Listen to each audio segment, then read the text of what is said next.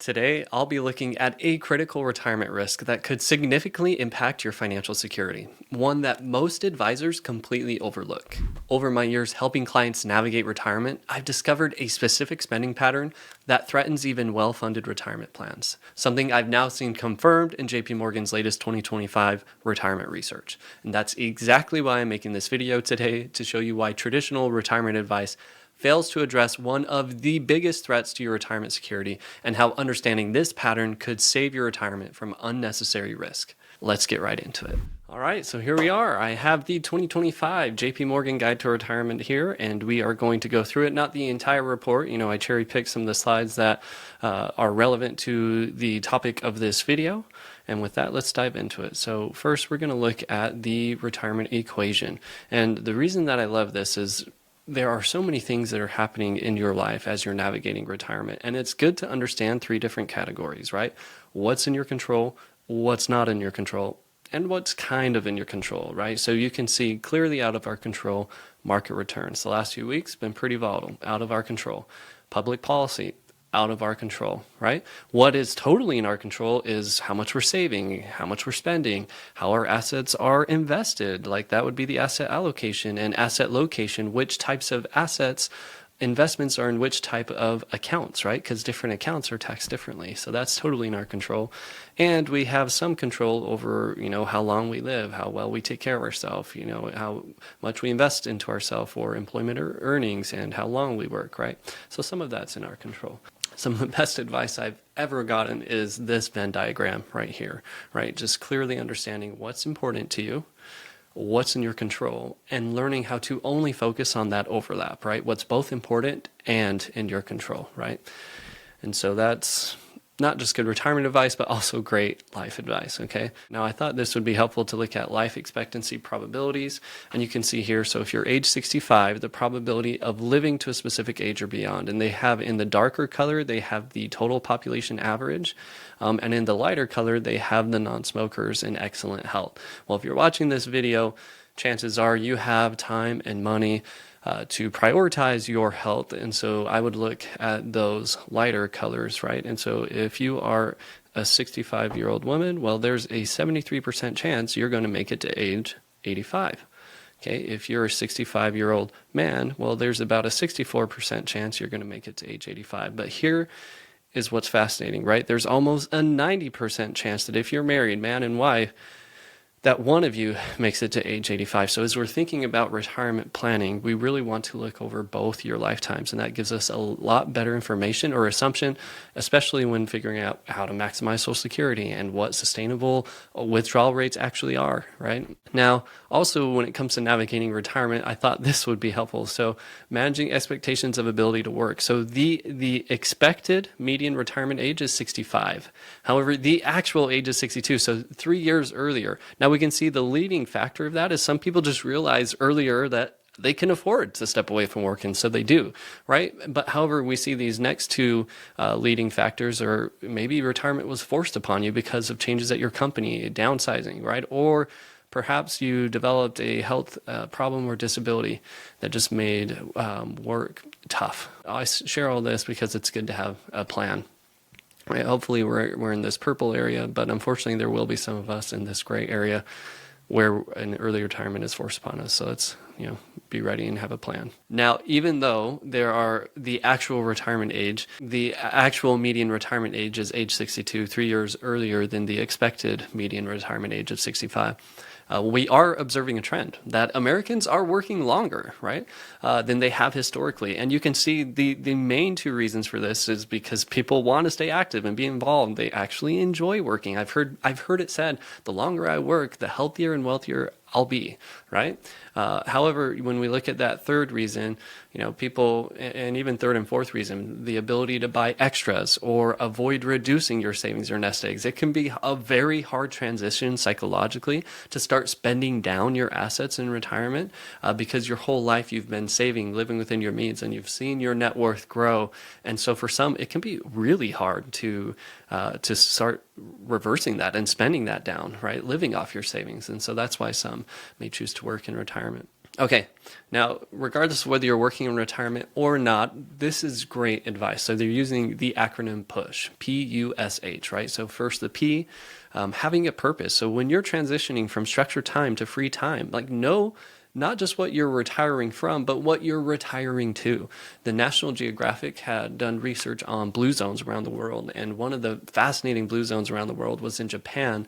And a blue zone is an area where people tend to live much longer, where there are the most centenarians than any other places on Earth. And one of these blue zones is in Japan. It's super fascinating. They attribute their longevity to something they call ikigai, which translates as basically to purpose. Having a purpose to get up every day can significantly extend your longevity, right? So now to the use, time to work, help others, go to events and activities as you're, this, I feel like this is similar to purpose, but as you have a use, as you're feeling useful to other people, can extend longevity. Socialize, so important. Doing the things you want to do with the people you want to be with. Like that is what for most people an ideal retirement is. If we look at the last one, health, foster healthy behaviors. This is where I've seen pickleball really solve a need for these two areas, socialize and health. Like it's keeping people healthy, and it's a very social sport. There's a reason it's the fastest growing sport in the nation. So, and even not just that, there actually has been another study. It was a 25-year study looking at the effects of exercise and seeing if there was any correlation to longer lives. And, originally what they thought that maybe the most cardio-intensive sports or exercises would be linked to the highest longevity.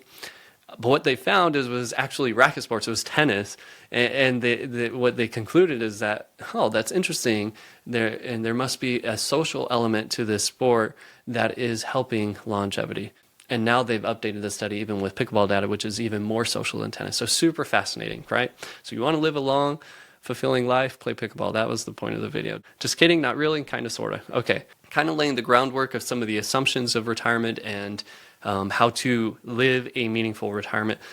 Now we're kind of looking at some benchmarks, right? So how much of your income do you need to replace in retirement? And of course, we have pre-retirement income of $30,000 all the way to pre-retirement income of $300,000. And what you're seeing is actually a decrease in a wage replacement rate. And why is that? Because the more money you make, the more money you're paying in taxes and the more dollars you're saving for retirement.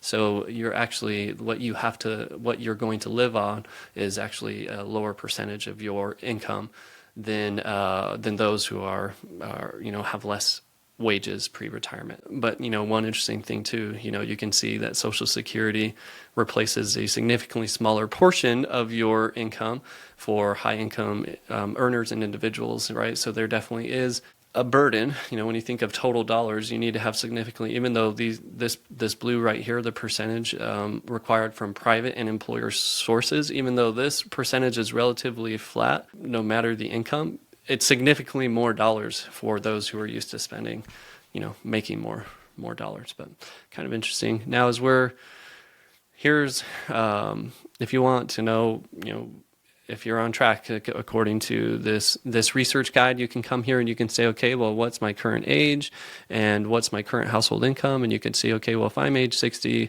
and make $150,000 a year, I should have a little over $1 million in my account or my retirement accounts, right? And so if you do, then hey, I'm on track to, back to this previous chart, be able to replace my income, right? What you were living off of while you were working and saving for retirement. Okay. Now, while you're in retirement, it's good to know this. Again, not all retirement accounts are treated equal, especially when it comes to taxation, right? And so we can see 4 different tax buckets. So the tax-free health savings account, the after-tax Roth IRAs, Roth 401ks, you have taxable accounts, and then you have the pre-tax 401k traditional IRA, right? And so in retirement, your taxable accounts and pre-tax 401k and traditional IRAs, like their income is impacting your government benefits, right? It's increasing the amount of Social Security that is included in taxes, and it can even make you pay increased premiums on your in Medicare, right? So the income-related monthly adjustment amount, IRMA. But if you've planned for retirement, then you likely have investments in multiple different types of tax buckets, and it really gives you the ability to tactically control your income in retirement. Yeah, so let me show you on the next slide, like what this may actually look like, right? So if you're in low income tax brackets, it typically makes sense to pay the taxes now and let that money grow tax-free so you can pull it out tax-free. But as you're approaching retirement, you're probably at the peak of your earning careers, right? Making more money than you ever earned in the highest tax brackets you've ever been in. And so then it makes sense to not do Roth and get the tax savings today while you're in a high tax bracket, because you'll be able to pull that money out in retirement in a lower tax bracket, right? And so we can see here, age 65, this retiree, there's actually this perfect opportunity before RMDs start where they can be artificially in a low tax bracket. But once those RMD starts, you can see it bumps them up into, a higher tax bracket. So this strategy right here, this little window, is the ideal opportunity of time to start doing Roth conversions and pulling money ahead of your RMDs, lowering your future RMDs, and just smoothing out that tax burden over your lifetime, which can end up saving you thousands, if not hundreds of thousands of dollars over your entire, 30-year retirement. So critical strategy, at least something to, a stone you do not want to leave unturned as you're navigating retirement. Okay, so at this point, I've laid the groundwork of retirement, right? What is in your control? Like, how long are you going to live? Like, where should you be? Now, before I move on, I know a lot of this information can be surprising. So if you're concerned about how you've been planning, click the first link in the description to book a complimentary call with me. So now that we've laid all the groundwork of what's in your control, what life expectancies are, like what the benchmarks are of where you should be for retirement, and even some of the taxation strategies behind this. Now we're taking a deep dive into spending, and particularly the type of spending that can be detrimental to your retirement plan, right? And so as we're looking at spending, first it's good to understand what spending looks like so over your life, and particularly retirement. You can kind of see this retirement smile that I've talked about in previous videos, right? And so in these early years of retirement, these are the go-go years, right? And you have higher expenses. And then as you're aging, your spending tends to decrease. We call these the slow-go years. And eventually you get to this decade, that's the no-go years, right? But you may see an increase in giving or healthcare, especially if you have long-term care needs, right? So anyways, that's the retirement smile and spending. Here's some interesting data though, right? That is impacting everybody. So 9 in 10 people have a spending spike, and they're defining spending spike as a monthly spending 25% above the previous 12 months median spending. So 90%, 9 in 10, like we know that there will be spending spikes in our life, not just retirement. Let's think about this as if you were a retiree. Like what might cause these spending spikes? Well, one, if you stepped away from work, you now have more time to spend the money you've accumulated. So maybe you splurged on a big trip, right? Not necessarily a bad thing. And maybe that's one of the best things you did with your money in retirement. Some of the memories that you're making. Now, obviously, this slide is talking about in the case of emergency funds, and there will just be even though you stop working, there are still unexpected spending shocks in retirement, right? Like you can still have to replace cars or replace your roof or an HVAC or whatever, right? Or replace your iPhone, whatever it is. There are still or maybe a health crisis, right? Anything that could have been a health or a spending shock pre-retirement, you're still exposed to that. But now look, here we go. So now we're actually looking at retirees, and this is cool. So spending volatility in retirement. Spending fluctuates more than 20% per year for a significant number of retirees, right? So that's what they're defining as spending volatility. If your spending fluctuates more than 20%.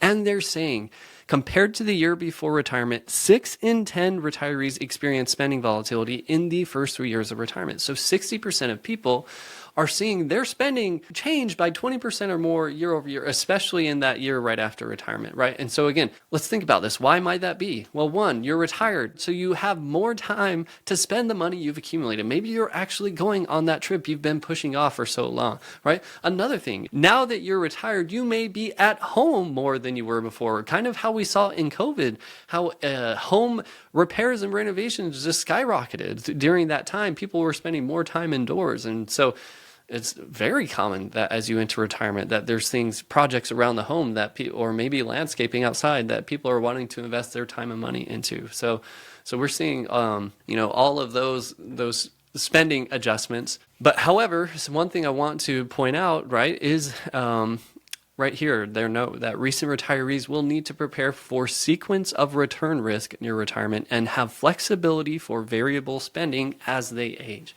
right? This is important. And in fact, not understanding this can cause you to run out of money earlier than you planned.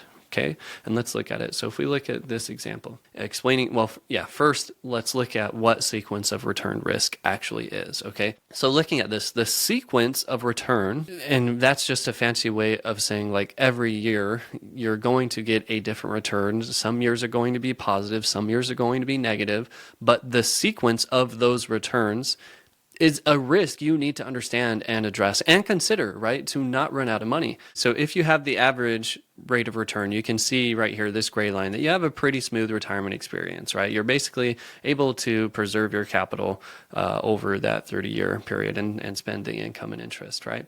Now, if you have bad years in the beginning of your retirement, bad return years at the beginning, you can see that your portfolio is significantly drawn down by the time these good years start to kick in, and they just have less impact, right?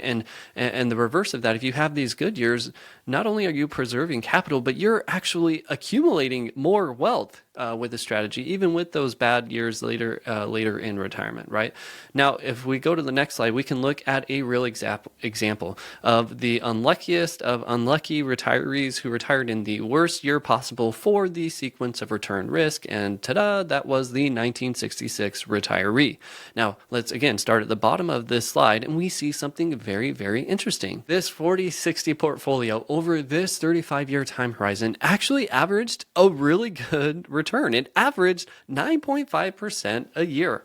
Wow, that's incredible. Really, really good. And it's the actual return was higher, than this assumption right here. But now we go to the top of the chart and we see, hey, so if we assume just a flat 8.1% return, this 1966 retiree actually made it to age 100 without running out of money. So why then did the 1966 retiree run out of money, even if they had a higher average return than the assumed rate, right? And it's because of the sequence of return risk, right? And you can see this from 1966 to 1975, they had a lot of down years in the market, and their portfolio was significantly drawn down before they had the lift of these later years, right? So this is a real example of how the sequence of return risk can impact your portfolio, and why rules of thumb are maybe good for like quick napkin math to get you into the ballpark, but they are not good for weighty decisions or set it forget it decisions in retirement.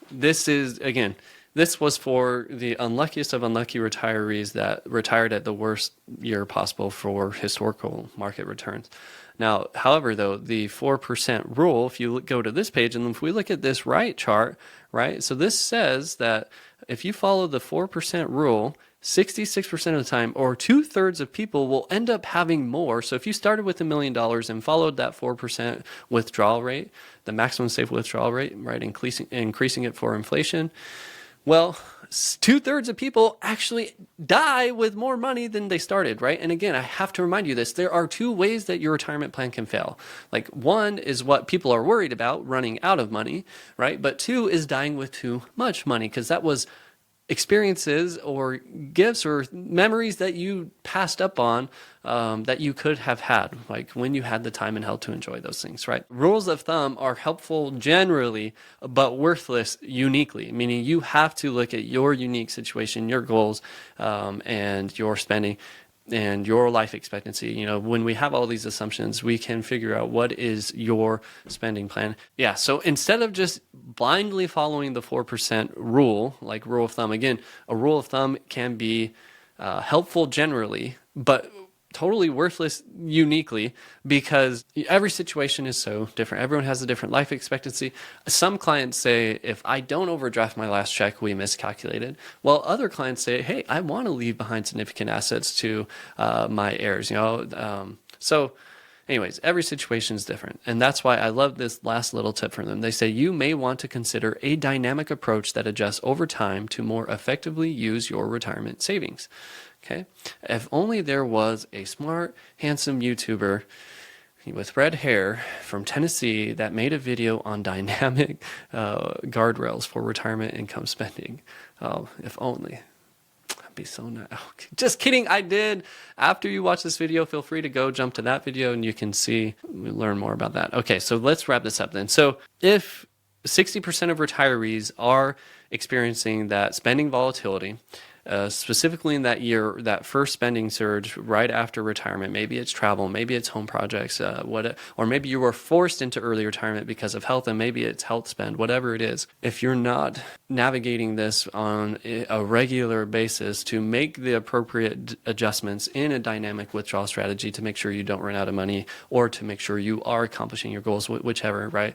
Then there's probably a better way to do it. So now let's look at this chart. The effects of withdrawal rates and portfolio allocation. So now that we know what we know about retirement spending and safe withdrawal rates and dynamic guardrails and everything that you can do to not run out of money, how should your investments actually be allocated? Okay, and we have the spectrum of all in cash, which only really works if you're willing to spend only 3% a year. And if you think about it, it makes sense, right?